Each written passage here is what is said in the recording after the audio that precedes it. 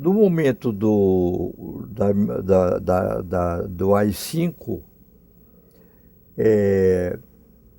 eu estava participando, eu fiz uma viagem, eu tinha chegado de uma viagem à Europa, eu participei de um congresso em Londres com o deputado Ulisses Guimarães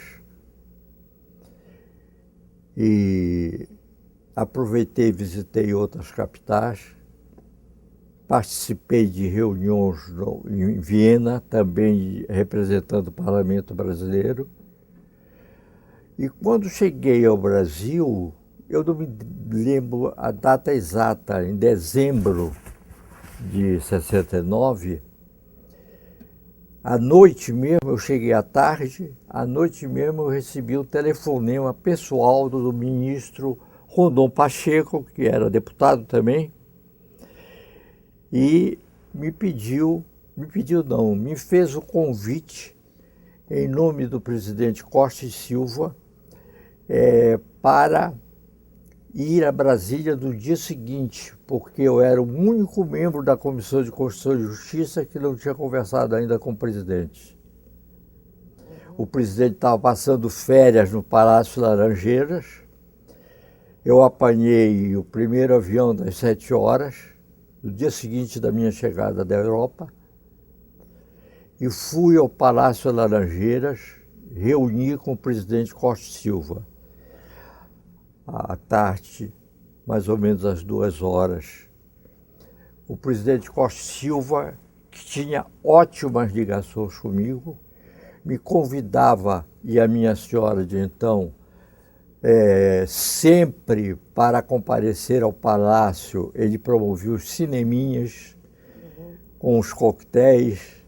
Ele era muito gentil, pessoalmente, e embora tivesse uma posição militar muito, muito forte, muito radical, então ele me convidou umas 5 vezes para comparecer ao cinema que ele promovia. Ele me recebeu muito bem, nós conversamos durante 1 hora. Ele expôs, ele me disse, o meu nome parlamentar era Montenegro Duarte, ele me tratava de Montenegro. Disse: Montenegro, eu estou atravessando um momento muito difícil.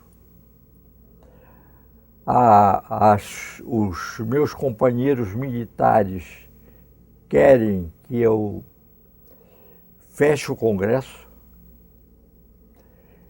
Me deu detalhes de posições de comandantes de unidades militares que estavam contra ele, e dizendo que ele jamais fecharia o Congresso, mas que ele esperava que a Comissão de Constituição e Justiça, que reuniria na noite seguinte, autorizasse a cassação do deputado Márcio Moreira. A razão da cassação do deputado Márcio Moreira Alves, que faleceu há 2 anos, esteve recentemente em Belém, era que o Márcio, os deputados que moravam no Rio de Janeiro e São Paulo, moravam em Brasília. Geralmente, quando iam a Brasília, participavam de almoços sempre festivos, e o Márcio, numa sessão do Congresso que se chamava Pinga-Fogo, porque o deputado tinha direito apenas a 5 minutos num corredor,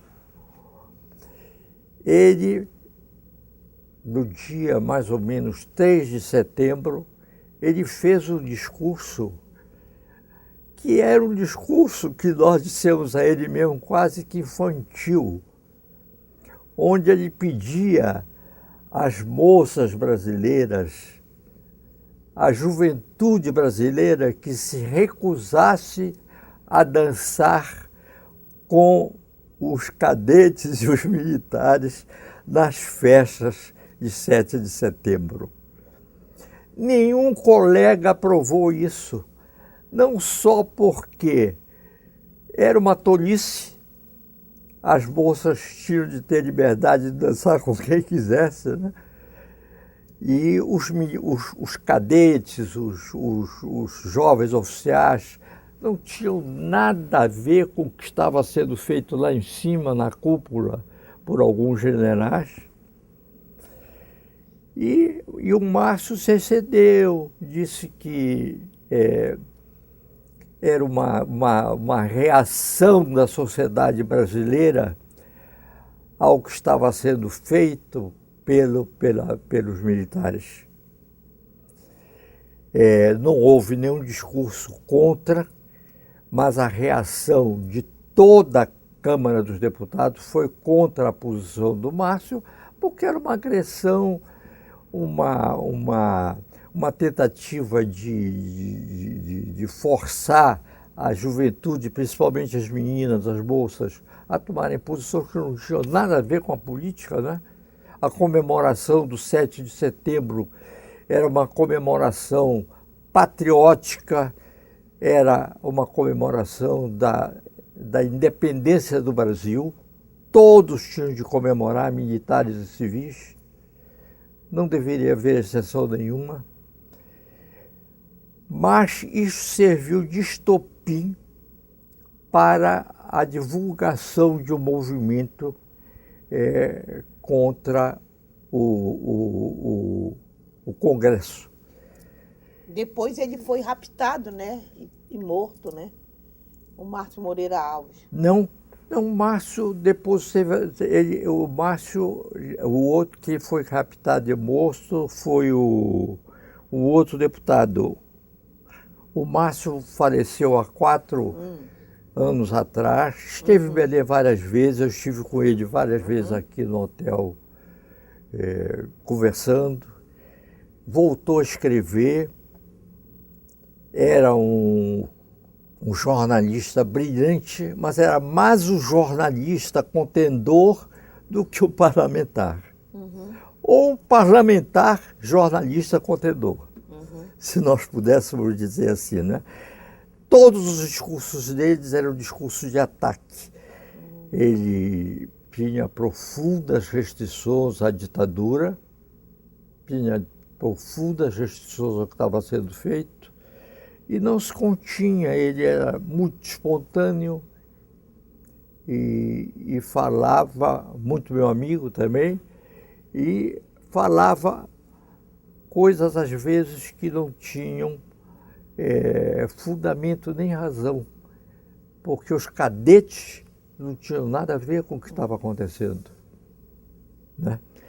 Mas nesta conversa com o presidente da República, que eu estou lhe falando, que aconteceu em dezembro, com o presidente Costa e Silva, uma conversa longa que nós tivemos de 1 hora, ele mandou me deixar depois no aeroporto. Eu disse: presidente, o senhor sabe da amizade que eu tenho pelo senhor, o senhor sabe da gratidão que eu tenho pelo tratamento que o senhor me dá, me levando ao Palácio da Alvorada permanentemente, embora as minhas posições muitas vezes sejam contrárias ao seu governo, eu tenha votado contra o senhor, mas o senhor nunca levou isso em conta. Então eu tenho um profundo respeito, admiração e amizade pelo senhor. Mas eu queria que o senhor soubesse o seguinte: eu sou professor de Direito da Faculdade de Direito da Universidade Federal do Pará. Sou deputado, eventualmente. Fui eleito por 4 anos. Já imaginou o senhor o momento em que eu tivesse de voltar à universidade? Como eu iria sustentar o direito brasileiro depois de ter votado pela cassação de um deputado que não podia ser cassado? A Constituição era clara, a Constituição não permite a cassação. E eu peço que o senhor não tome e conta isso como um agravo à sua pessoa, nem ao Exército, mas um respeito aos meus alunos da Universidade Federal do Pará. Uma manifestação de respeito ao direito que eu defendi sempre. Eu fui mais um advogado, mais um professor de direito do que um político, do que um radical político.